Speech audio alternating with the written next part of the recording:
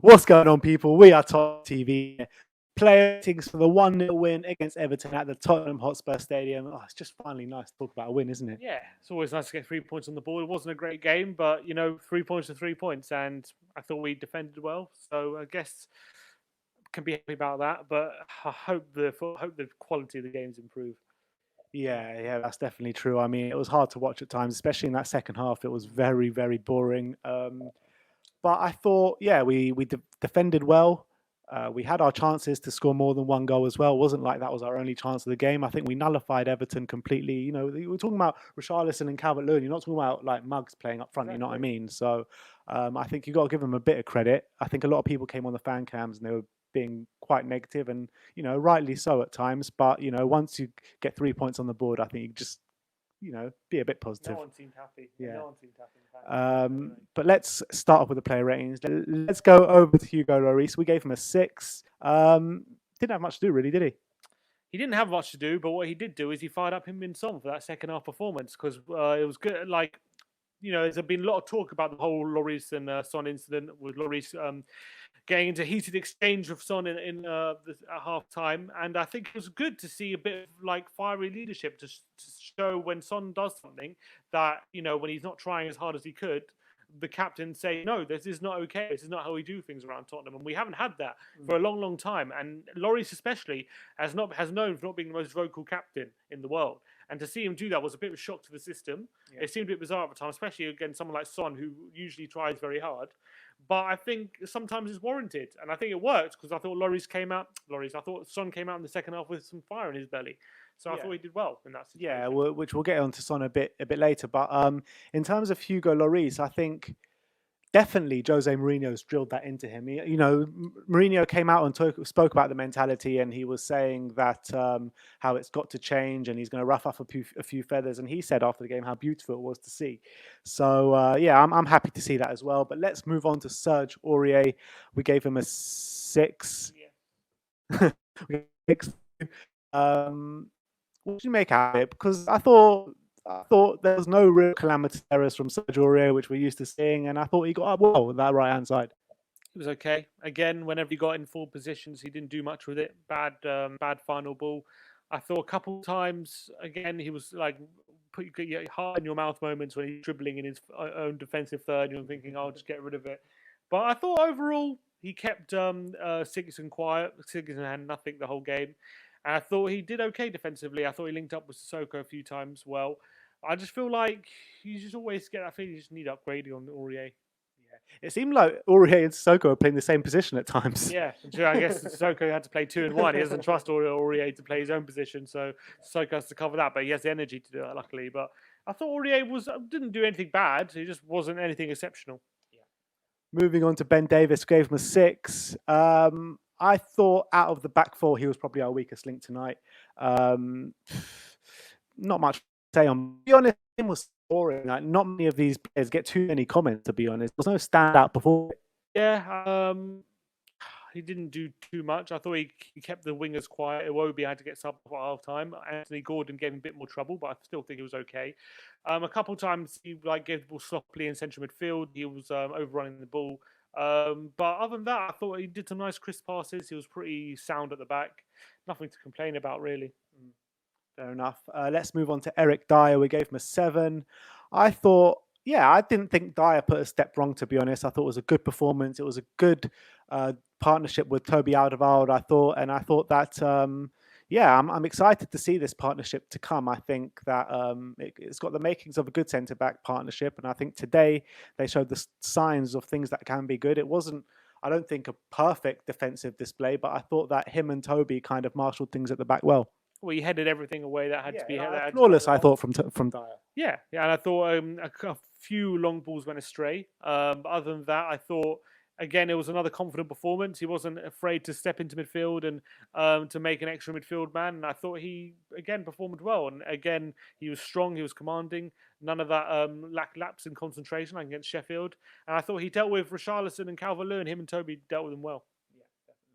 Let's move on to Toby Alderwiereld. We also gave him a 7.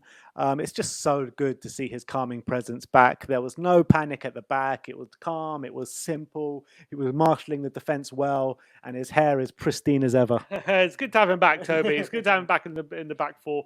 No mistakes from him. Really good to have him back. And I think it added some calmness to the defence. It was no coincidence that we saw very few mistakes from him. I thought positionally he dealt with Richarlison so well. A few times he was just positioned himself in a perfect way that he didn't have to move too much. He just had to be where he was. And I thought, yeah, he played really well. I'm excited to see him and Dier going forward. And I think, again, he's done himself proud coming back into the team. Yeah, definitely. It's great to have you back, Tobes. Let's move on to Giovani Lo Celso. We gave him a 7. I thought in the first half, probably the best player on the park. Second half, I thought he tired quite quickly, but first half, he was really getting in amongst it, trying to run the show. Nearly had his first goal, but unfortunately, it was marked down as an own goal. But but ultimately, I think that the first half performance, if you're going to mark just his first half performance, you probably give him an 8. But because he tied in that second half, you mark him down 1. One thing I think he did really well, actually, was his tenacity, his ability to come back into midfield and ruffle up a few feathers as well. Exactly, he was getting in the faces of the Everton players. He wasn't taking no prisoners, and I thought he played that part of the game really well. Goes underrated because usually when we have like Dele Alli there, they don't really contribute too much. And to have someone, it was more of a 4-3-3, I know, but that role, as I've said, like De Bruyne plays, central midfield role, who kind of half in each half central midfielder, half attacking midfielder. I thought he did really well today. And I'd like to see more of him in that attacking position. I think that suits him better, I think, for me. And I think it gives the team more balance as well, for sure, in terms of defensively and going forward. So I think it was a positive step in terms of that formation. And I think he's key to it. Absolutely key. Definitely, absolute superstar in the making, Giovani Lo Celso. But I call on him to influence the game for longer than 45 minutes, like he did today. But let's move on to Moussa Sissoko. We gave him a 6. Just a standard Moussa performance, to be honest. I thought covered all blades of grass, little quality on the ball.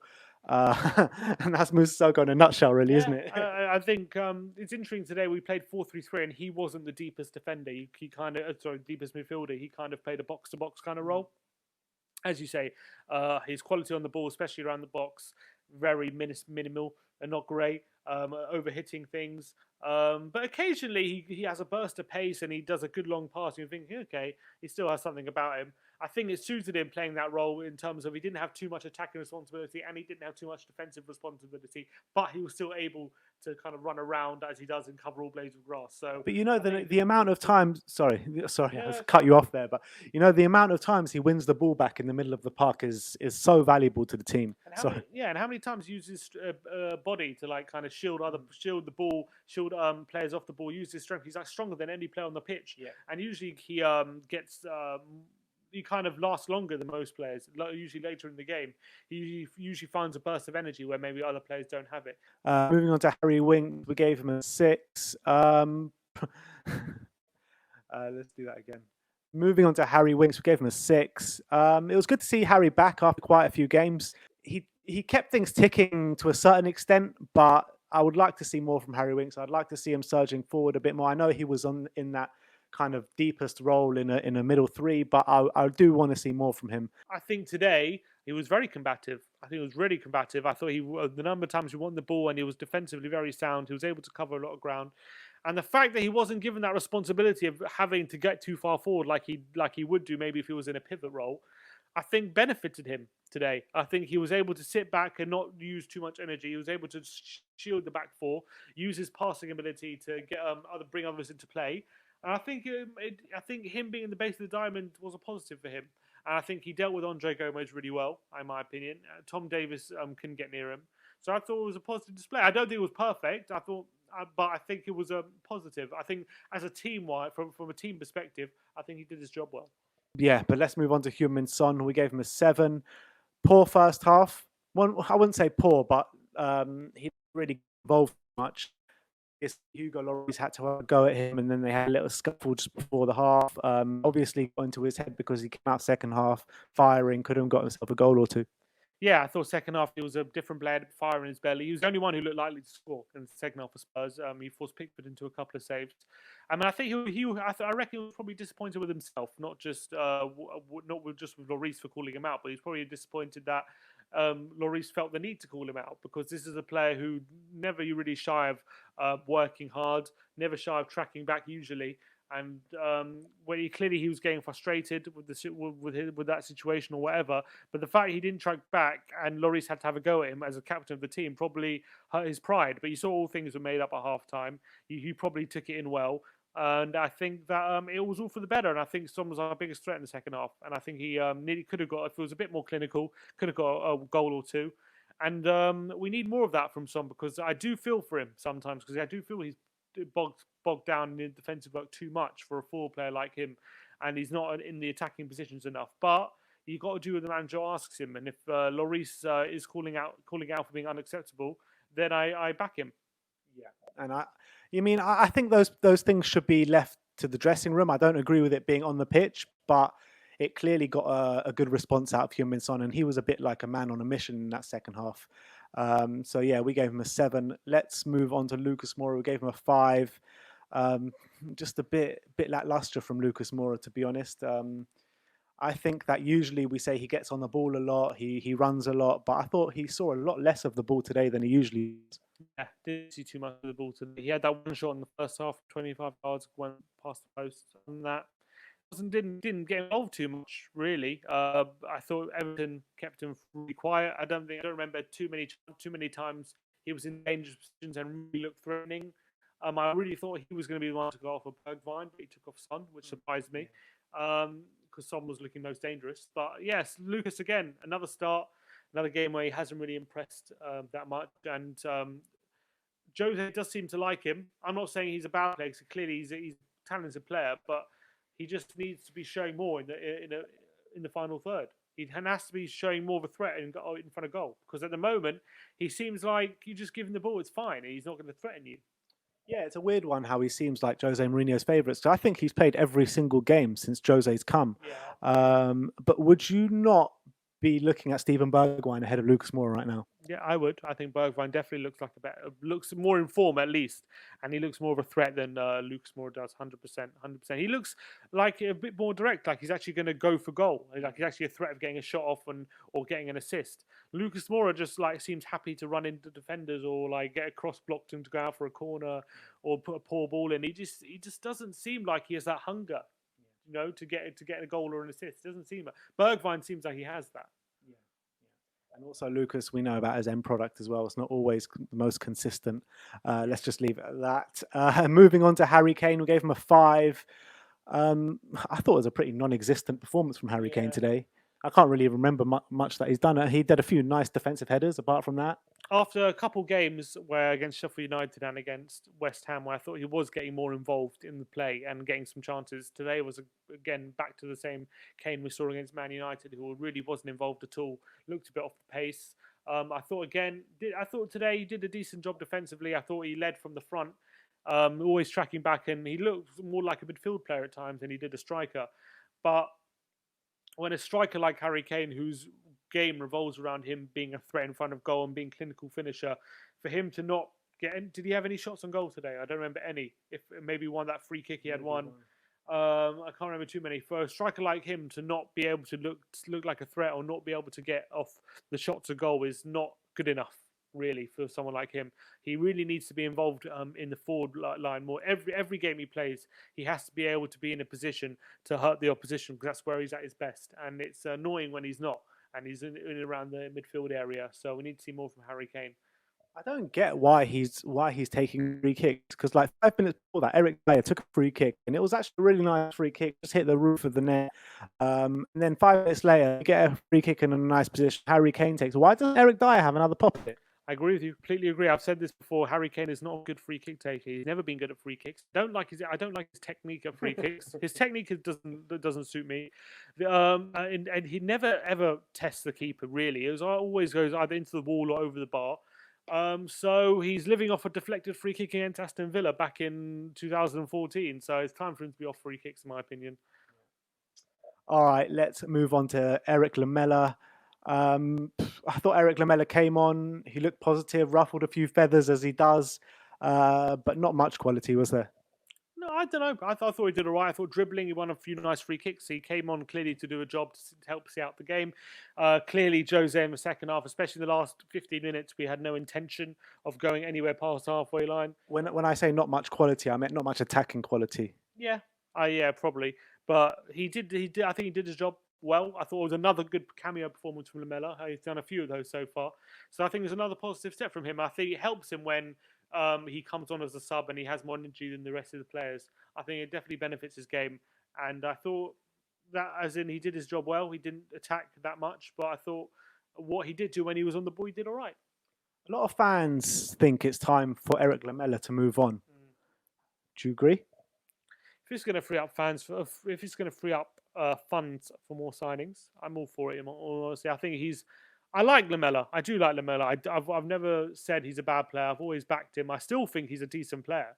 I think he's a good squad player, but it's now been 7 years and we haven't seen from him really, not even considering an offer if it was to come in. Because I don't think we're ever going to see the best of Erik Lamela. I still think there's a better player in there than we've seen. I don't think we're ever going to see it that player, whether due to injuries or due to the style of the Premier League, whatever it is. So I think if we get a decent offer and if it's able to improve other positions in the squad, I think sell him.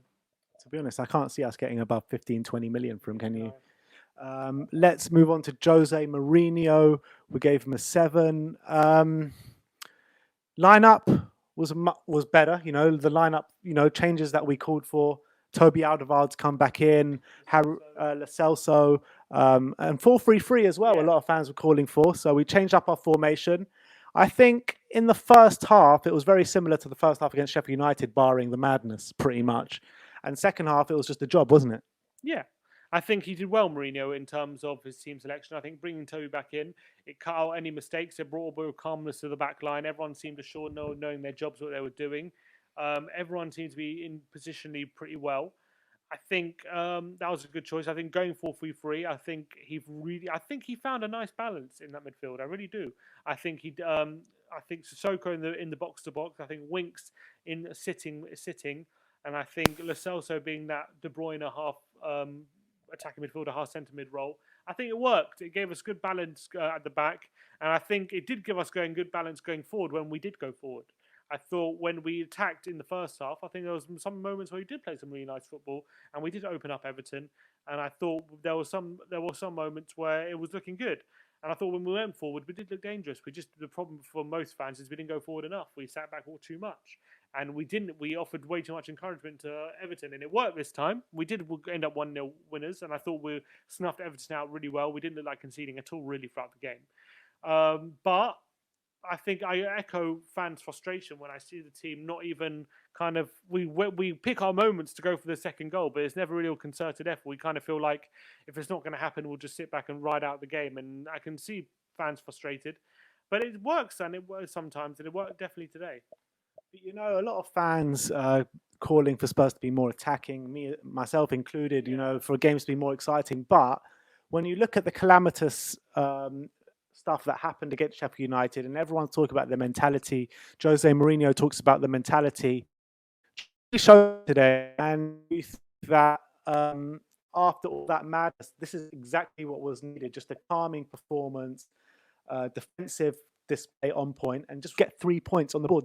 First and foremost, I think I think it's a step in the right direction. I think people can't keep going on about how bad the defending was against Sheffield United, and me included. It was some of the worst defensive mistakes I've seen. And then we make a concerted effort to better those defensive mistakes. We make a concerted effort to concentrate on the defensive side of the game, which we did today. And when it works, and we're defensively sound, and you're complaining, oh, we're too defensive now. It's like, no, we won the game. We were the better team. We created more chances. Better. Yes, we probably sat back a bit too much, and it was at times a bit boring, but at the end of the day, we deserved the victory, and I thought the mentality was definitely there in terms of being defensively solid and keeping your concentration and not committing stupid mistakes. And I think Lloris and Son was a consequence of the mentality potentially changing at Spurs, and Lloris maybe becoming more vocal and not taking as much bullshit maybe as he has done in a few years if players aren't doing their jobs properly. So I think today was a step in the right direction. We have to back it up with performances against Bournemouth and especially against Arsenal. So we'll wait to see what happens there. But I think today was a step in the right direction overall. Yeah, I think it was a good win with little amount of quality. To be honest, let's be honest. There was little amount of quality on that pitch today. As a game, you would say, yeah, there wasn't much quality. I think as a team, first of all, as how we set up defensively, and I think as when the times we did go forward, I think there was a bit of quality there. I'd like to see more, but I think it's underrated that some of the football we played at times when we went forward, because we did create some chances. At the end of the day, Jose's first job when he came in here was sort out the defence, and he's trying to do that. And that's what we're trying to do. And if that takes away a bit from our attacking play, which it obviously is, time being, hopefully it's temporary. Yeah, hopefully it's temporary, but you've got to get your house in order first, and that's what Jose's trying to do. And yeah, I think there was a few more signs that we are morphing into that Jose Mourinho team today.